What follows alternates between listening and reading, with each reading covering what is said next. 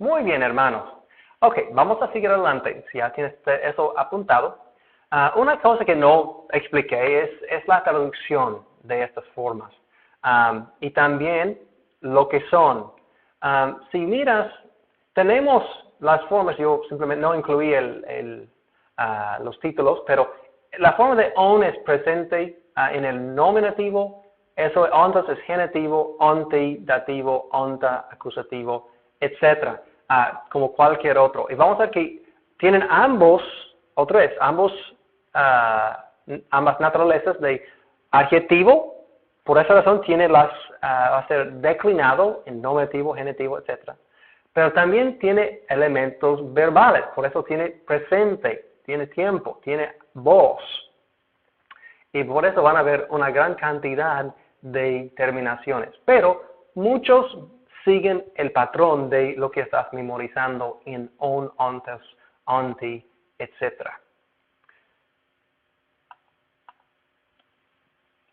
Como puedes ver en este caso de luon. Luon, luontos, luonti. Y van a ver que en este caso, luo está siguiendo la forma de on, ontos, onti, onta, etc. Y por eso, por haber memorizado estas formas, te sirve a reconocer las formas de los participios del tiempo presente. Y vamos a seguir cambiando elementos para ver los otros tiempos y también otras voces. Por ejemplo, si cambiamos a la voz media y pasiva, el elemento crucial para reconocer es casi el fin de la raíz, vas a ver men. Por ejemplo, luomenos, luomenu, luomeno, luomenon, etc.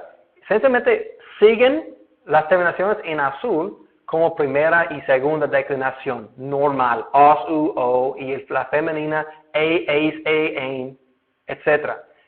Pero si yo veo una palabra que contiene menos, o mene, o menon, mi mente va a estar reconociendo eso como participio, porque no hay palabras en griego realmente que terminen su raíz con men, ¿okay? Es un elemento de la gramática que identifica el participio en voz media y pasiva. So, en el tiempo presente, tal como otros verbos, las formas del participio media pasiva son iguales en el tiempo presente. Entonces, luómenos sería el que está desatando a sí mismo, por ejemplo. O el que está siendo desatado. Son muchas palabras en español por una sola palabra en griego.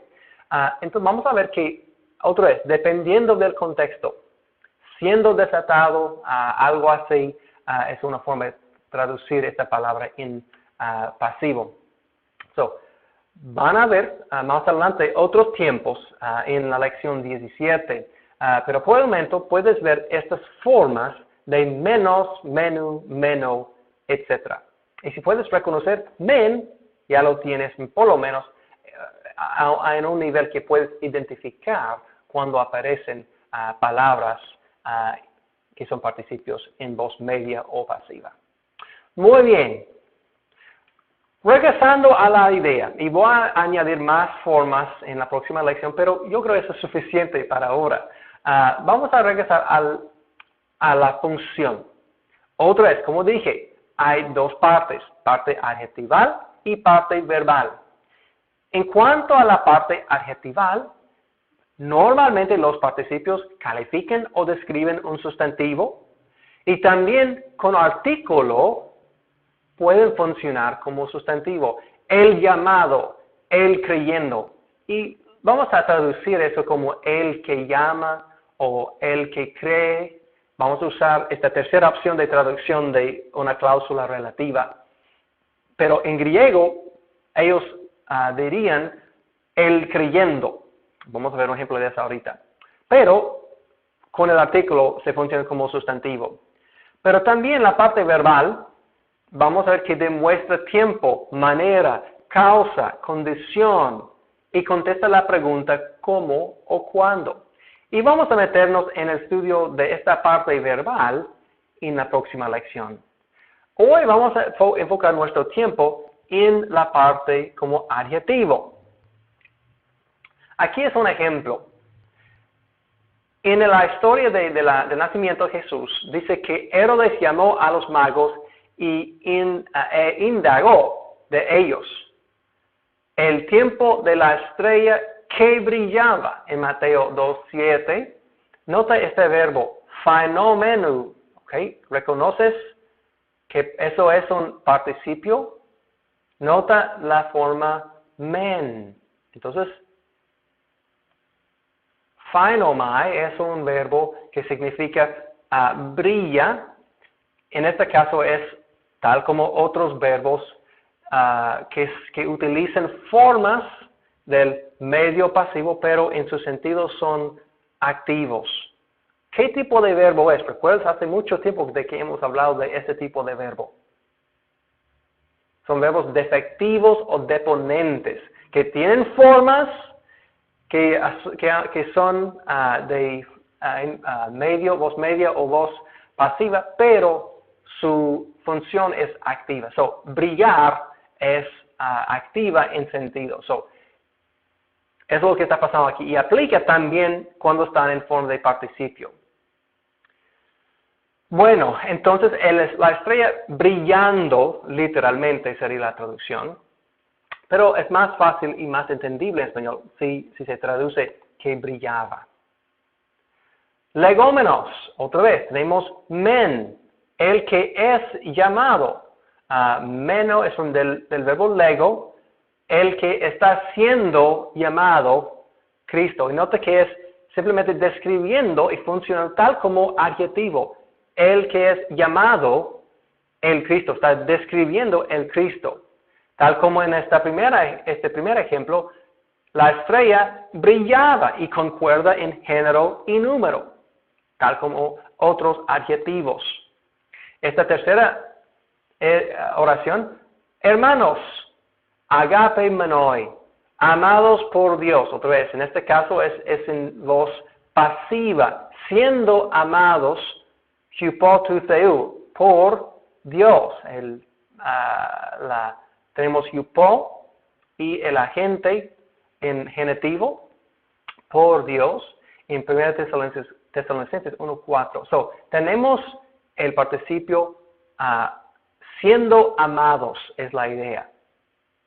Pero otra vez, se traduce porque está funcionando como un adjetivo y por eso tiene que concordar con el sustantivo hermanos, que son amados. 3 ejemplos más rápidamente. En Juan 4:11 podemos ver cuando Jesús habló con la dama al lado del pozo, diciendo que tienes el agua viva, o literalmente es el verbo y sería viviendo, o agua que está viviendo. Y hay muchas ideas acerca del significado de agua viva, pero eso es para otro día. Pero en cuanto a la gramática, zone es un participio, el agua que está viviendo. Pero eso suena curioso en español. Eso no es la forma normal para entender. Entonces es más fácil traducirlo como agua viva. Y eso explica la idea del griego. Número 2, en Hechos 7:56, veo los cielos abiertos. Otra vez, cielos abiertos. Tenemos el verbo dienoigmenus. Y otra vez concuerdan género y número y caso con uranus, porque está funcionando tal como un adjetivo. Y por esa razón vamos a traducirlo tal como un adjetivo. Y finalmente tenemos Hebreos 4:12. La palabra de Dios es vivo. Otra vez, es la misma palabra en Hebreos 4 que se ve en Juan 4. La palabra de Dios está viviendo. Entonces, concuerda en género y número y caso con la palabra logos. ¿Ok? Entonces, otra vez, si hubiera memorizado ya, on, ontos, onte, puedes ver que zone está en el caso nominativo singular masculino. Ok, muy bien, entonces, otra vez, la idea de un adjetivo es que califica normalmente a un sustantivo, como los participios pasados, el libro comprado, la mujer vestida, etc. Pero eso no es la única manera para usar un adjetivo. A veces hacemos o convertimos adjetivos a sustantivos. Y esos se llaman adjetivos sustantivados. Y vamos a ver que los participios también pueden ser sustantivados. En esta lista que estás mirando, en esta diapositiva, pueden ser unos adjetivos sustantivados. Agathos es el bueno. So, no es un adjetivo, ha llegado a ser esencialmente un sustantivo. Hoi hagioi, los santos. De la palabra santo, pero ha sido convertido a un sustantivo. Hai hagathai, las buenas damas, porque es femenina. También ta'agatha, las buenas cosas, porque es en el género neutro. Bueno, esos son adjetivos regulares. Vamos a ver que el mismo concepto aplica a los participios que también funcionan como adjetivos. Ho pistuon, el que cree es la forma que se traduce normalmente, pero la idea es el creyendo. El creyendo en el Hijo de Dios será salvo. Ho pistuon, el que está creyendo. Hoi pistuontes, la segunda, los que creen o los que están creyendo. Y finalmente, blepo tas pistusas. Yo veo a las mujeres que creen. Tenemos, por ejemplo, en este caso, es un participio del género femenino. Por esa razón se traduce las que creen. Y está funcionando como el complemento directo. Yo veo blepo. ¿Y qué veo? Las que están creyendo. So, es el caso acusativo, porque está funcionando como un sustantivo en el caso acusativo, recibiendo la acción del verbo blepo. So, estamos en eso, como puedes ver, mezclando muchas ideas que hemos estudiado sobre el transcurso de este curso de Griego 2. Estamos mezclando las ideas de sustantivos, adjetivos y verbos a la vez. Por esa razón, dije al principio, si uno puede captar los participios, puede captar al griego, porque utiliza tantos elementos de tantas partes de la gramática griega.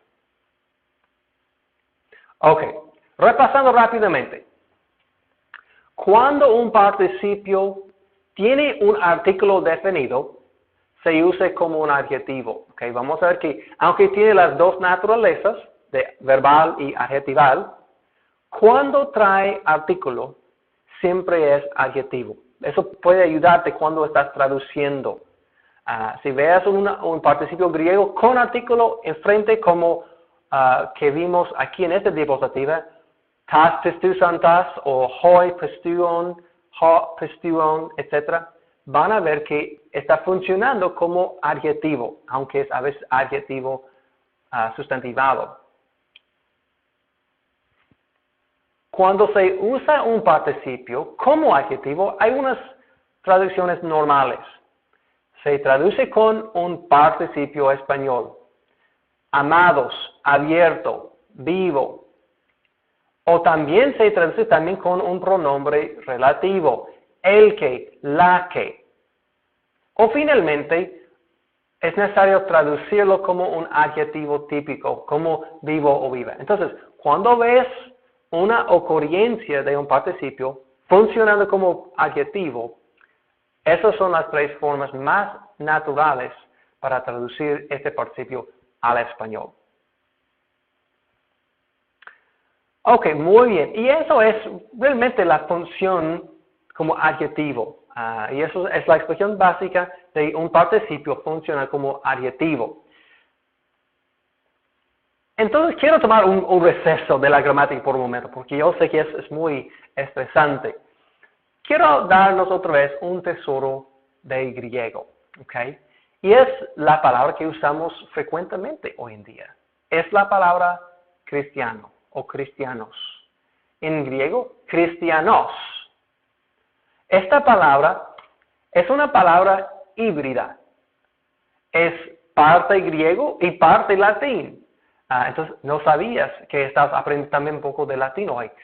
Entonces, Christos es del verbo crio, de ungir, y significa el Christos es el ungido o el Mesías, porque Mesías en hebreo es también del verbo de ungir, y por eso el Mesías o Mesías es el ungido, y el Christos es el ungido en griego. Entonces tenemos la parte griega, Christ o Christas, y tenemos la segunda parte, genus, que es del latín, que significa perteneciendo a o identificado con. So, un cristiano es uno que es identificado con el Christos, el ungido. Lo interesante de eso es si lees, por ejemplo, en las tres ocurrencias en el Nuevo Testamento, probablemente ese título fue dado por unos griegos no creyentes en Antioquía, y tal vez aún de burla, no sabemos con seguridad, pero estoy más o menos convencido que el término cristiano originalmente no fue algo dado por los creyentes mismos, sino por los que están alrededor de ellos, hablando de creyentes. En el libro de Hechos 11:26 se encuentra la primera ocurrencia del término. Ahí se puede ver que dice, se llamó a los discípulos cristianos por primera vez en Antioquía. Otra vez, puedes leer todo el contexto de Hechos 11, pero por la forma de seleccionar el verbo, se llamó, como está en esta ocasión, parece que es alguien de afuera hablando de los discípulos. Porque nota lo que Lucas dice. Se llamó a ¿quién? Los discípulos. Aún Lucas mismo está diciendo quiénes son los discípulos. Y si miras al resto del libro de Hechos, cada vez que se refiere Lucas a creyentes, a discípulos, él utiliza este tipo de palabras, creyente o discípulo, miembro del camino, pero no usa el término cristiano, sino creyente, discípulo, este tipo de palabras. Entonces, y si lees también en las epístolas, no se ve el término cristiano hoy, como identificando a los recipientes de las cartas, por ejemplo. La otra ocurrencia está en el libro de 1 de Pedro 4:16, donde él dice, si alguien sufre como cristiano, no se avergüence. Y otra vez, si quieres leer el resto del contexto, él está hablando de uno que está sufriendo por su fe. Y él dice que no debemos sufrir el castigo como criminales por otros crímenes, como ser adúltero o etc. Y está comparando este tipo de crimen con ser cristiano. Entonces es muy probable que este término en el primer siglo no fue utilizado entre los hermanos, sino por los de afuera hablando de los discípulos. Es interesante. Pero sobre el tiempo fue aceptado y los cristianos mismos empezaron a usar este término para sí mismo. Y para el segundo o tercer siglo, la frase cristianos sum, que es latín, diciendo que soy cristiano, fue el grito de los mártires y los creyentes antiguos antes de jueces paganos. Cuando uno fue llevado ante el juez para confesar. Si tú eres un cristiano, pero si tú eres un seguidor de César, te doy tu vida otra vez. Y puedes leer en Plinio II, por ejemplo, un autor griego o romano, acerca de una actividad al principio del segundo siglo, que explica el método que los gobernadores del primer siglo, en los primeros siglos, trataron a los creyentes cuando ellos podían confesar o rechazar y ser matados, pero lo que dijeron los cristianos, los creyentes originales es, yo soy cristiano, porque fue una decisión. ¿Soy cristiano hoy o soy cesarano hoy? ¿Quién es mi Kurios? ¿Quién es mi rey? ¿Quién es mi Señor? Tenemos la misma decisión, ¿verdad? Tenemos la misma decisión. ¿Quiénes somos? ¿Somos cristianos hoy o somos cesaranos hoy? Bajo de otro rey, de cualquier forma. Bueno, eso yo creo es una palabra que, aunque no se use frecuentemente, vale la pena para estudiar. Entonces te pido regresar a leer los pasajes en Hechos y 1 de Pedro acerca del uso. Ok, en los últimos minutos quiero pasar tiempo hablando del participio en una forma especial. Otra vez, dije que hay una parte adjetival que hemos hablado hoy en clase y hay una parte verbal también que demuestra tiempo, manera, causa y vamos a estudiar eso profundamente en la lección 17.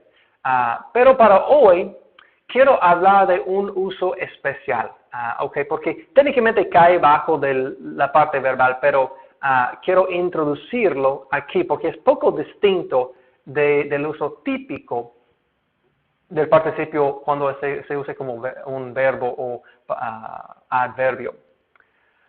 Eso es, aquí tengo tres realmente usos especiales. El participio absoluto con el genitivo absoluto, el participio perifrástico y la circunstancia acompañante. Hermanos, simplemente por limitaciones de tiempo, no vamos a estudiar el participio perifrástico o circunstancias acompañantes. Estoy incluyendo aquí unos recursos que puedes leer acerca de este tipo de uso.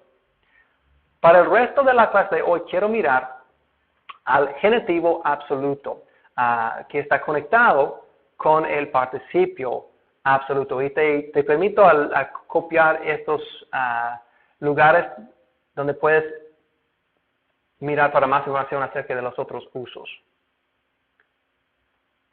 Ok, el genitivo absoluto es una construcción curiosa. Consiste de lo siguiente. Es como una cláusula, normalmente al principio de una oración completa. Entonces es una cláusula que pertenece a una oración más completa. Y dentro de esta cláusula contiene un sustantivo, o tal vez pronombre, en el caso genitivo. ¿Ok? Va a estar en el caso genitivo. Además va a haber un participio también en el caso genitivo sin el artículo. Y lo que está pasando es que vamos a ver que el genitivo absoluto ocurre cuando el autor está tratando de decir que el sujeto de esta cláusula pequeña, al principio de la oración, es diferente que el sujeto del verbo principal. Por repetir, cuando el autor quiere comunicar la idea que hay una cláusula relacionada a la oración completa, pero cuyo sujeto es diferente que el sujeto del verbo principal. Vamos a ver esta construcción de genitivo absoluto. Un ejemplo tal vez va a iluminar esta idea. Mateo 8:1 dice, cuando él descendió del monte, muchas multitudes le siguieron. Ok, el verbo principal de esta oración, bueno, ¿cuál es el verbo principal? Aún usando el español, ¿cuál es el verbo principal? Es la palabra siguieron, porque es declinado. Entonces, cuando vamos a hablar de un verbo principal, normalmente, casi siempre, es un verbo declinable, conjugable. Es decir, puede ser conjugado, yo, tú, él, etc. En este caso es eikolutheisan. Ellos siguieron. Y el sujeto del verbo eikolutheisan es Okloi, poloi, muchas multitudes. Y mientras que akoluteo es un verbo que requiere el dativo, auto está en el caso dativo, pero eso es extra. Pero mira lo que pasa en esta primera cláusula. Katabantos de auto, autu, apotu, urus. Tenemos un sustantivo o pronombre, autu, es un pronombre personal. Y después tenemos katabantos, que es el participio. Ambos términos están en el caso genitivo. Porque autu, Jesús en este caso, está yendo o descendiendo del monte, pero él no es el sujeto del verbo principal. No es el sujeto de seguir. Entonces el autor, Mateo, quería decir, hey, esta primera cláusula está conectada, relacionada con la oración completa, pero el sujeto de esta cláusula es diferente que el sujeto del verbo principal. En tales casos, para distinguir entre quién es el sujeto del verbo principal, el autor en griego puede poner como una cláusula del genitivo absoluto, donde utiliza autu y katabantos, ambos en el caso genitivo. Ok, si eso no fue suficiente confuso, van a ver que la traducción no es como un genitivo normal, con de o aun con que. Nota cómo se traduce. Cuando él descendió del monte. Entonces, esa cláusula, cuando él descendió del monte, el pronombre o sustantivo, en el caso genitivo, llegó a ser como un nominativo, porque está funcionando como el sujeto. Y hay que traducir el genitivo absoluto como un sustantivo, como el sujeto. Y normalmente el participio será traducido como en su sentido verbal de temporal. Cuando él hizo tal y tal cosa, al mismo tiempo otro sujeto hizo el verbo principal. Vamos a mirar a otros ejemplos. En Hechos 13:2, en la iglesia en Antioquía, que fue llamada cristiana hoy, mientras que ellos ministraban al Señor y ayunaban, el Espíritu Santo dijo. Entonces, la oración principal es el Espíritu Santo dijo, porque tenemos el verbo eipen, que es conjugable, es el verbo de decir en el aoristo. Tenemos el sujeto en nominativo, topneuma tohogion, el Espíritu Santo. Eso es la cláusula principal, independiente. Pero vamos a ver que el autor está conectando esta cláusula pequeña anterior, y eso es el genitivo absoluto. El sujeto de esta cláusula pequeña es auton, en amarillo. Ellos. Entonces, ellos ministrando y ayunando. Y la idea es que mientras que ellos están haciendo tal y tal cosa, el Espíritu entró y dijo algo. Y gramáticamente, la forma para decir que un sujeto diferente está haciendo algo relacionado es esta construcción del genitivo absoluto.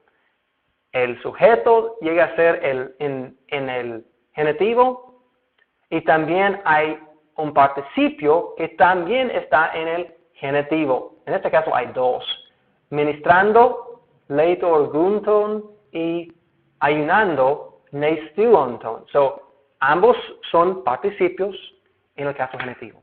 Yo sé que eso es curioso y eso más que todo requiere un poco de práctica. Y lo más y más que veas ejemplos, yo creo hace más y más sentido. Un ejemplo más, estando ellos en Galilea, Jesús les dijo. Entonces, otra vez, ¿cuál es el verbo principal de la oración? Es el mismo, eipon, ¿verdad? Él dijo, eipon. ¿Y quién es el sujeto principal de eipon? Es Jesús está en el caso nominativo. Jo Jesús. So, Jesús dijo. Pero el autor Lucas quería decir algo relacionado con esa oración principal. Y es que los discípulos, ellos estando en Galilea. So, él usa un genitivo del participio auton con el participio sustrefómenon. So, otra vez, en el caso genitivo. Bueno, allá yo estoy incluyendo más ejemplos para seguir estudiando eso. Quiero repetir la idea básica del genitivo absoluto.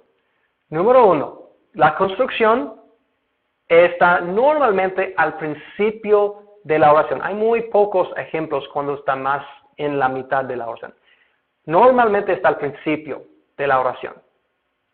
Es una cláusula subordinada, okay, no está completa, y contiene dos elementos. Un genitivo, que es pronombre o sustantivo, y un participio, también en el caso genitivo. Entonces, si estás leyendo tu Biblia y encuentras al principio de una oración un genitivo y también un participio de un genitivo, probablemente estás mirando a un genitivo absoluto. El propósito del genitivo absoluto es eso, para decir algo relacionado al verbo principal, cuando el sujeto es distinto del sujeto del verbo principal. Ok, hermanos, entonces, eso es el genitivo absoluto. Muchos requieren mucho más tiempo practicando con eso. Sugiero que leas, por favor, los ejemplos ahí que estoy dándoles. Bueno, con eso vamos a terminar. Voy a darles la tarea. Primeramente, hay que memorizar las formas del participio emi en el presente activo, para que puedas reconocer las formas dentro de un cuestionario. 2, tengo unas oraciones que necesitas traducir para practicar con los participios. La única forma que uno puede aprender el participio es practicar con ellos. En serio, no hay mejor manera. Entonces, aquí están unas oraciones y quiero que tú hagas lo siguiente. Cuando estás traduciendo, trata de usar lo siguiente. El gerundio en español, ando, yendo, hablando, cuando puedes, cuando hace sentido. Si eso no funciona, trata un pronombre relativo, que o el que, la que, los que. Por ejemplo, homantanon, el que aprende, es el participio de mantano, el verbo de aprender. El que aprende, el participio puede entrar el griego muy bien, entender el griego muy bien. Pero 3, si esos no funcionan, a ver si el participio español te sirve, funciona como un adjetivo esencialmente. Ok, hermanos, muy bien, aquí están las oraciones. Si quieres puedes apuntarlas o también hay un documento separado en la página del curso que puedes usar para tus estudios. Ok, hermanos, otra vez, como siempre, te anima para seguir adelante. Yo sé que los participios son un desafío, un reto, pero simplemente requieren práctica y yo confío que tú puedes entenderlos bien. Bueno, hermanos, con eso vamos a continuar en la próxima clase con la otra naturaleza de los participios, y es la naturaleza como verbo. Entonces, hasta la próxima, entonces que Dios te bendiga.